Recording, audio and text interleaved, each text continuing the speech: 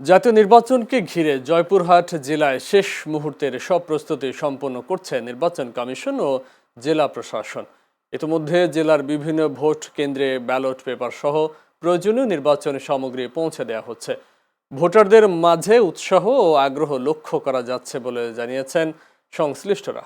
জেলা নির্বাচন অফিস জানান, জয়পুরহাটের দুটি সংসদীয় আসনে মোট ভোটার সংখ্যা প্রায় 8,17,846 জন। এর মধ্যে জয়পুরহাট ১ আসনে মোট ভোটার 4,66,274 জন এবং জয়পুরহাট ২ আসনে ভোটার 3,51,572 জন।